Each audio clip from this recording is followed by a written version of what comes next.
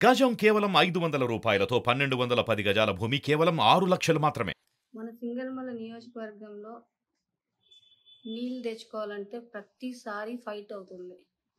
మనకి ఆయకట్టు ఉంది, వాటా ఉంది. అయినప్పుడు కూడా ప్రతిసారి ఫైట్ అవుతుంది. 2019-20లో కూడా ఇదే పరిస్థితి. ఎంపీఆర్ డ్యామ్‌కి నీళ్ళు వచ్చినా కానీ ఆ నీళ్ళు మేము ఎలా తెచ్చుకోవాలి? ఇవన్నీ కూడా ప్రతిసారి ఫైట్ అవుతూనే ఉంది. మేము ఎన్నిసార్లు ఇరిగేషన్ డిపార్ట్మెంట్ వాళ్ళని అడిగినప్పటికీ కూడా వాళ్ళు చెప్పే రీజన్స్ వింటే నాకు నిజంగానే చాలా ఆశ్చర్యం వేస్తూ ఉంది. ఇంత అంటే ఒక నియోజకవర్గానికి రాయల్గా నీళ్ళు తెచ్చుకోవడం అనేది ఇంత కష్టమా? సో మన కాన్స్టిట్యున్సీకి, మన సింగనమల నియోజకవర్గానికి ఆయకట్టు ఉండి ఎందుకు నీళ్ళు ఇంత కష్టమవుతుంది ఏంటి అని చెప్పి ఎన్నిసార్లు మనం అడిగినా కానీ వాళ్ళు చెప్పే రీజన్స్ చాలా వియర్డ్ రీజన్స్. నాకు నిజంగానే ఆశ్చర్యం అయిపోయింది. ఇంకా నేను వెక్స్ అయిపోయాను. ఎందుకంటే 2019-20లో కూడా నేను చాలా కష్టపడ్డాను నీళ్ళ కోసం. సీఎం ఆఫీస్కి వెళ్ళాల్సి వచ్చింది. ఇక్కడంతా ఆపడానికి ట్రై చేశారు. అక్కడి నుంచి సీఎం ఆఫీస్ నుంచి నీలా అన్న, ధనుంజయ రెడ్డి అన్న, మళ్ళా మన ఈఎన్సీ చీఫ్ మన నారాయణ రెడ్డి అన్న, వీళ్ళందరూ కూడా ఈరోజు మనకి హెల్ప్ చేయబట్టి 2019-20లో మనకి వాటర్ రాగలిగింది. సో 2 years మేము సీఎం ఆఫీస్కి వెళ్తే తప్ప నీళ్ళు వచ్చే పరిస్థితి లేకుండా అయిపోయింది. ఇంకా ఐఏబీ మీటింగ్స్ ఉన్నది ఎందుకు? సో ఎనీవే, ఐఏబీ మీటింగ్స్లో ఏవైతే తీర్మానం చేస్తున్నారో దాన్ని ఎవ్వరు ఫాలో అవ్వరు, బ్రీచ్ చేస్తూ ఉంటారు అక్కడ ఇక్కడ అంతా. సో ఓవరాల్గా ఏంటంటే మనకి హక్కు ఉన్నప్పటికీ నీళ్ళ కోసం ప్రతిసారి ఫైట్ అవుతుంది. నేను ఆశ్చర్యపోయిన విషయాలు కొన్ని ఏంటంటే, ఎస్సీ నియోజకవర్గం అంటే చిన్న చూపు. అసలు ఎస్సీ నియోజకవర్గంలో అన్ని కులాల వాళ్ళు ఉంటారు. అన్ని కులాల వాళ్ళు ఉన్నప్పుడు ఎస్సీ నియోజకవర్గంలో చిన్న చూపు ఎట్లా ఉంటుంది? ఒక్క కులానికేనా, ఒక్క వర్గానికేనా నువ్వు చూసేది?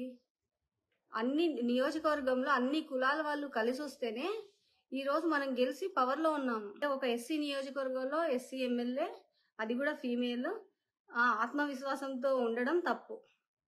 అందరికీ అడిగిమడిగి ఉండాలి. ఎవరో ఈగో సాటిస్ఫై చేయడానికి వాళ్ళ కాళ్ళు పట్టుకోవాలి.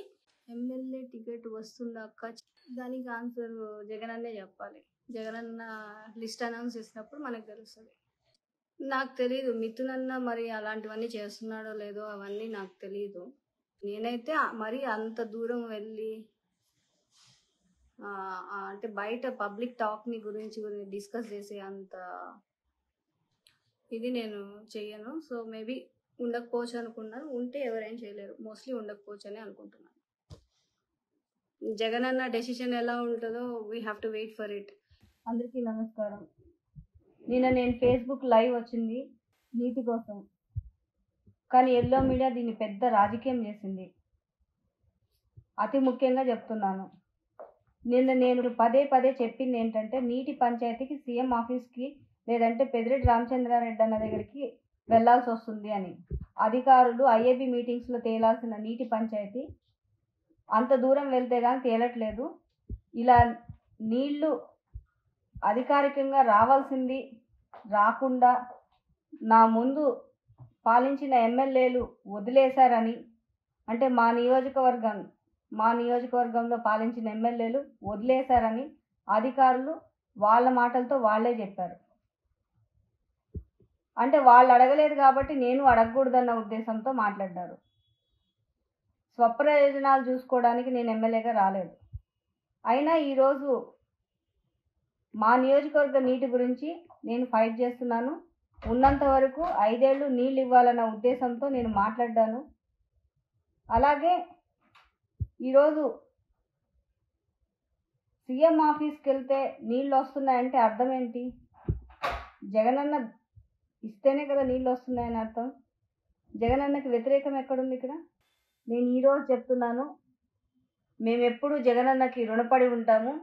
And last day of my tenure ఈ ఎమ్మెల్యేగా, last day of my tenure, నేను లాస్ట్ డే వరకు కూడా మా సింగనమల నియోజకవర్గ ప్రజల కోసం నేను పని చేస్తాను. అంతే తప్ప ఇష్టం వచ్చినట్టు మీరు రాతలు రాస్తే ఏదో అంతా మారిపోతుందని మాత్రం ఊహించకండి. మీకందరికీ తెలుసో లేదో మాకు జగనన్న అంటే చాలా అభిమానంతో రాజకీయాల్లోకి వచ్చాం. జగనన్న పిలుస్తానే మరి ఆ రోజు మేము అప్పుడు కాలేజ్ పెట్టి జస్ట్ 2 ఏళ్ళు మాత్రమే అయింది జగనన్న పిలుపునిచ్చినప్పుడు. జగనన్న రాజకీయాల్లోకి ఆహ్వానించినప్పుడు మహా అంటే మేము కాలేజ్ పెట్టి ఒక 2-3 ఏళ్ళు అయింటుందేమో. మరి 2-3 ఏళ్ళ తర్వాత జగనన్న రమ్మనగానే మరి అదెంత పెద్ద బాధ్యతో తెలిసినా కానీ కేవలం జగనన్న మీద నమ్మకంతో మేమందరం, నేను, సాంబశివారెడ్డి, అలాగే మా కుటుంబం అందరూ కూడా జగనన్న వెంట నడిచాం. మరి ఈరోజు ఇంత మంచి పేరు జగనన్న దగ్గర పెట్టుకున్నప్పుడు మేము అసలు నేను నిన్న చెప్పింది కూడా లైవ్లో కూడా ఒకసారి చూడండి. జగనన్న స్ఫూర్తిగా అని కూడా మాట్లాడ్డాను. జగనన్న స్ఫూర్తిగా అని మాట్లాడినప్పుడు కూడా మీకు ఏంటి బాధాకరం?